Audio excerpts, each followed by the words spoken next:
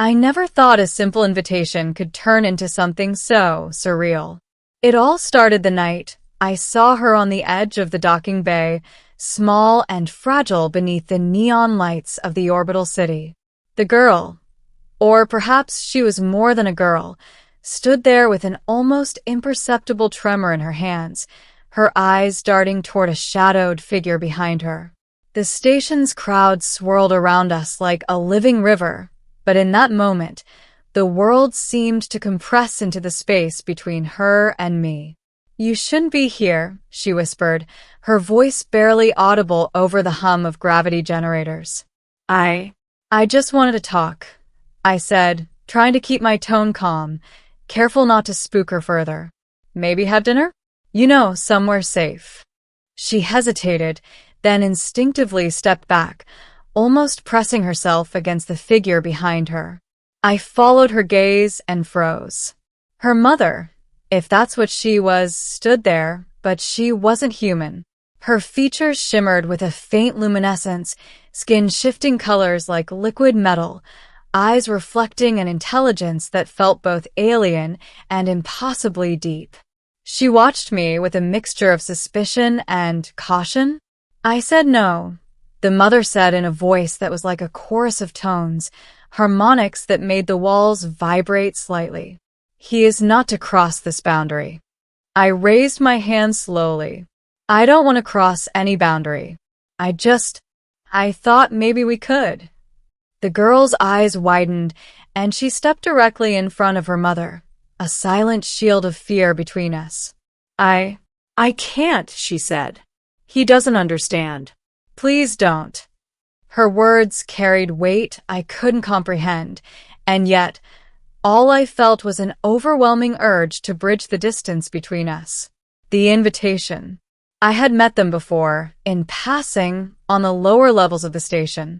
She was often alone, scuttling through corridors, observing everything with a cautious curiosity. Her mother never accompanied her in public. And yet, here they were, together like something out of a legend. I had planned to invite them to my quarters, a small but comfortable habitation module at the edge of Dock 14. Nothing fancy, just a place where people, alien or human, could share food, stories, and perhaps some laughter. But now, standing beneath the cold neon, I realized the gravity of my mistake. I just wanted to invite you home," I said again. My voice was earnest, tinged with frustration and hope. "That's all. No harm. No traps. Just dinner." The girl's gaze flickered between her mother and me. The metallic sheen on her mother's skin seemed to pulse with tension. "You don't know what you're asking," the girl whispered. "If you think it's simple, you are wrong. They don't forgive easily." I swallowed hard. I don't want trouble. I just want to. Before I could finish, her mother moved, and the air seemed to thrum. I felt it in my chest, a subtle vibration that made my limbs tingle. The girl clutched her mother's arm, pulling back as if holding her in check. "Stay back," the mother said, eyes narrowing. The last human who thought dinner was enough is no longer remembered. I froze. My mind raced. I'm not like that. I don't want to hurt anyone. The bridge between worlds. The tension was unbearable, and yet, there was curiosity too. The girl's fear was palpable, but so was the faint glimmer of trust she might have been extending. Can we talk?" I asked softly. "Not here. Somewhere neutral. I just want to understand."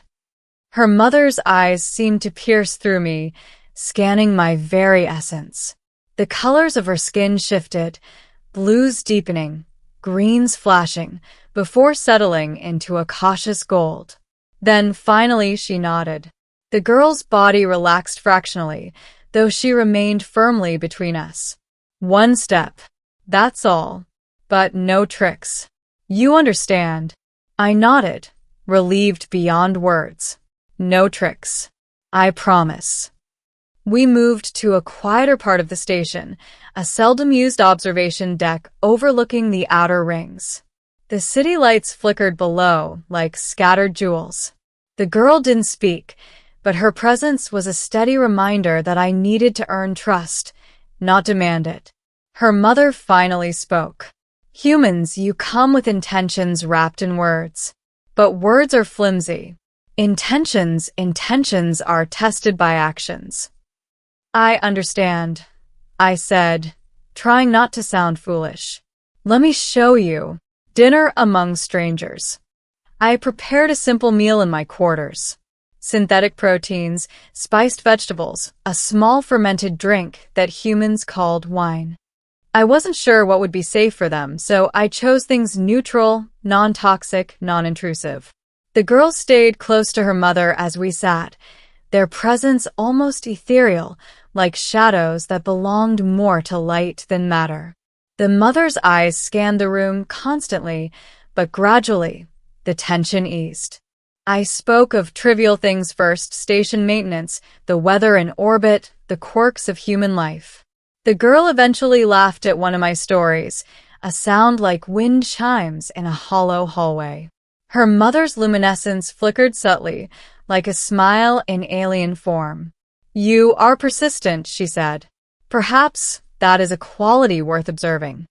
I smiled, though I wasn't sure if persistence alone was enough. I want to know you both. Not just your caution or your fears, but you. Who you are, what you dream. The girl's eyes softened, and for the first time, she stepped slightly to the side, giving me a clearer view of her mother. You really mean it? She asked, voice trembling. I do, I said. I can't promise you the world, but I can promise safety while you're here. Revealing the past. As the meal progressed, the mother began to share fragments of their history. They were from a planet far beyond the rim, a civilization that valued harmony and memory over conquest. Humans, in their experience, were often reckless, curious, yes, but impulsive and sometimes dangerous. Our world, she said, her voice like a chord struck across dimensions, was destroyed because we trusted too easily. Every gesture was analyzed, every word measured. Humans, they are unpredictable. I nodded, understanding the gravity of their fear. I can undo the past, but I can offer a present. Here. Now. A place to feel safe, even for a short while. The girl finally moved, sliding into a chair opposite me. She looked at her mother, who studied me intently. He doesn't need to be tested by fire, she said softly. Sometimes understanding comes from patience. A night of fragile trust. We talked through the cycle of the station's artificial night, sharing stories of childhoods, mistakes, and victories. The girl asked questions about Earth, about humanity, about whether humans could truly change. I answered honestly, knowing she might judge, might reject, but hoping for the slightest spark of connection. Her mother remained mostly silent, observing, but every so often, her eyes flickered with a color I interpreted as approval. By the time the first artificial dawn washed through the observation deck, a fragile truce had formed, a delicate bridge between our worlds. I didn't think humans were capable of this, the mother said quietly. But perhaps you are not like the others. The unexpected threat just as relief settled, an alarm echoed through the station. Red lights flashed. I cursed under my breath. Pirates, security drones, or some malfunction. The girl grabbed my arm. We can't stay. They'll come for us. Her mother's form shimmered violently. No human interference, she said. We must leave. I realized then that their fear wasn't just historical, it was imminent. Someone, something, was hunting them, and my invitation had inadvertently placed them in danger. Come with me, I said, not knowing if she would trust me. I can get us to a safe corridor. The girl hesitated, then stepped back to block me, just as she had in the docking bay. But this time, her mother did something unexpected. She reached forward and touched my shoulder, her skin cool and pulsating with gentle light. "Follow," she commanded, "and do not falter." Escape through the station, we navigated the labyrinthine corridors of the station, avoiding patrols and automated defenses. I led them through maintenance tunnels, my heart hammering in my chest. Every moment, the girl's protective stance reminded me of the danger, but also of the trust slowly being placed in me. Finally, we reached a hidden airlock, one I had discovered months ago and never used. I keyed the override, and the chamber cycled open to the observation of the outer rings.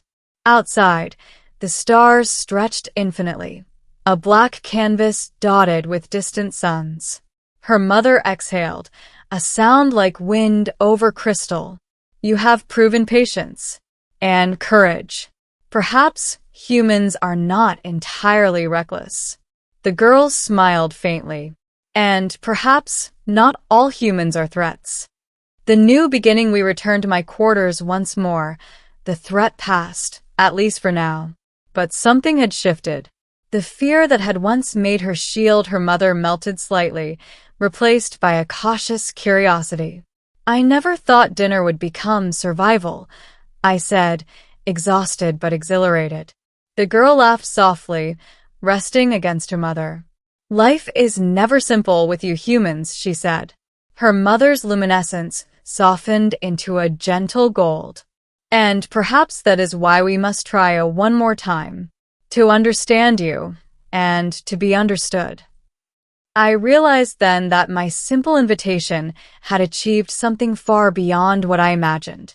It had opened a doorway, a fragile, luminous bridge between species, between fear and trust.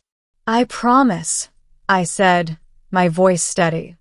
"I will protect this trust, whatever it takes."